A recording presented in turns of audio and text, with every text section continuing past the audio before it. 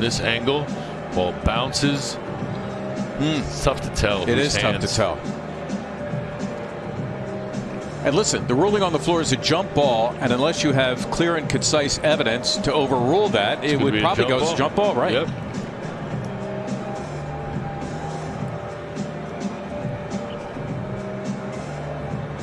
John Goble, by the way, is the crew chief.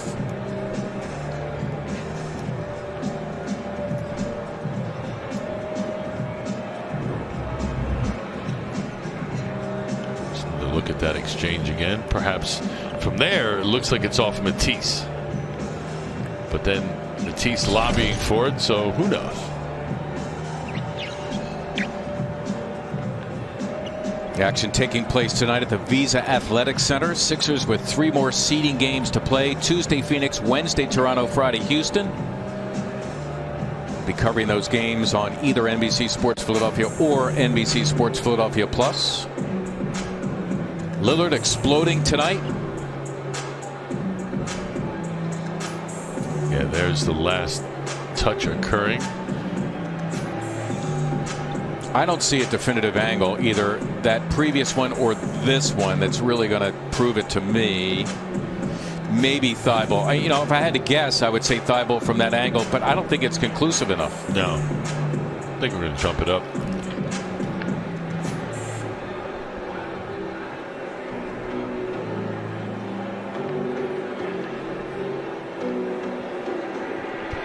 Okay. There you go. And that would be Thibault and McCollum. And Thibault with a couple of inches on the only Lehigh product to ever play in the NBA. And what a player he has been, C.J. McCollum. We always talked about this over the years. It's not about the matchup necessarily jumping it up as Al and Nurkic line up. It's about the circle and who can get positioning around the circle, because it's got to come out of that center. I think they're trying to figure out who's jumping.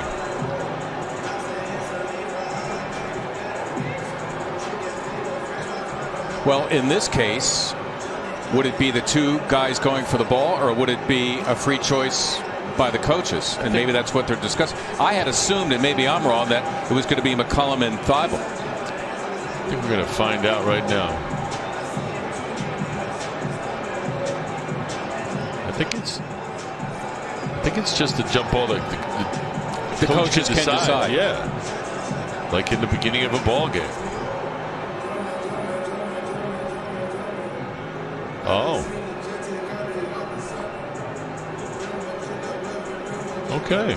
There you go. I wonder if that's new.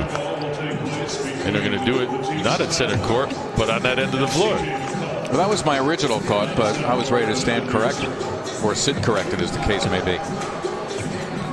And again, Thibault with 2 inches on McCollum, for what it's worth. But as you say, yeah, how do you position yourself around the circle? There's a spot between Burks and Josh. Does it go there? Well, I think he tried, and Trent picked it off for Portland. They're protecting 4.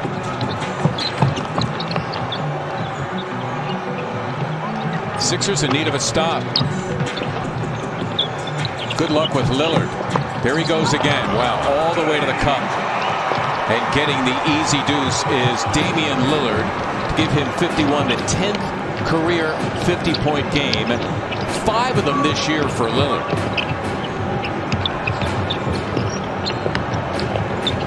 Burks got it done. Compliments of Richardson to make it a 4-point game again. I'm trying to think of guys who've had 50 this year. I know Blake Griffin did early in the year against Detroit. I'm trying to think of who else. Obviously, T.J. Warren. Now Dame. Might be 1 or 2 more. Got a minute to play here. 3 on the way from Trent. Need a rebound, and it's Thibault. Here are the Sixers down 4. Richardson has been nothing short of magnificent. Horford has Nurkic, and he wants him. Nurkic with 5 fouls, blocking the shot. And Nurkic, a nice job to keep it alive for Portland. Sixers don't have to foul, even though they are down by 4. Still have about 20 seconds separating the clocks. Portland, by the way, with a foul to give for what that's worth. Thibault dealing with Lillard. Heavy with the three. Rebound to Burks. Here come the Sixers. Shot clock is unplugged. Horford, it's for three. Yes! Al Horford coming up large to make it a 1-point game, his third three of the game. And we have a timeout called by Portland. What an effort by the Sixers in this one.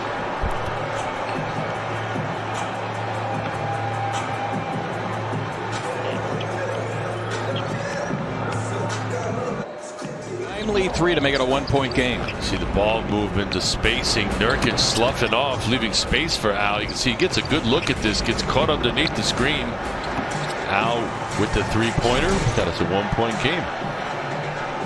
Now the Sixers need to foul or come up with a steal. That would be preferable. Go for the ball first. If you don't come up with it, foul. Foul the guy nearest you. So Ime Udoka on the court. The Blazers can throw it into the backcourt. They get it to Nurkic and they foul him. Nurkic so far in limited action. Remember, he's only played here under the bubble. 90% shooter for the season. Nice soft touch from the native of Bosnia-Herzegovina.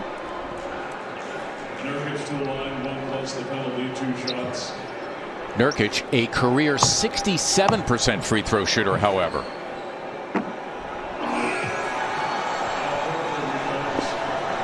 Al Horford back into the game. Sixers still with 2 timeouts remaining. And again, the Blazers still have that foul to give. One more for Nurkic.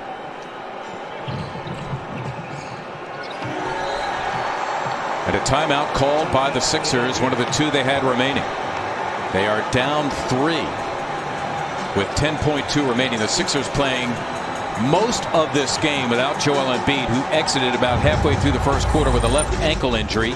He did come back to be on the bench in the second half. Well, you can't see it from here, but that left leg kind of just falls awkwardly against the stanchion. Here's a better look at it.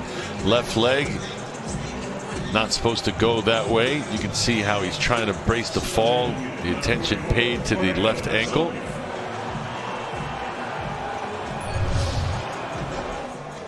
Embiid actually seen smiling earlier in the half. And we'll have to wait. Get our news from the Sixers, perhaps later on this evening or perhaps even tomorrow.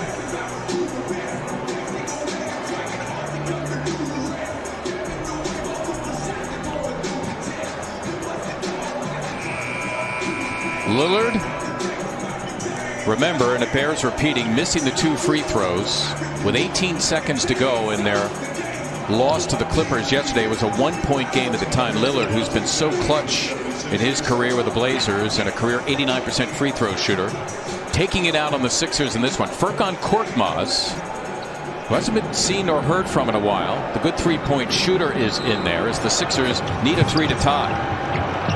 Remember, Korkmaz won the game at Portland in November with a 3. Here's Richardson, who's been terrific. Again, the Blazers with a foul to give for the tie. Need a rebound here. It is Harris, still loose. 1 second to play. Richardson, can he get it off? I don't believe he did, and that'll do it. The game is over, and the Sixers, in spite of the good fight, Richardson arguing that last play, but it's going to go as a 124-121 win for Portland.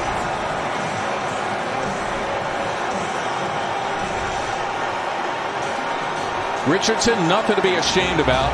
A terrific night with a season-high 34. See him falling as he comes out of that action.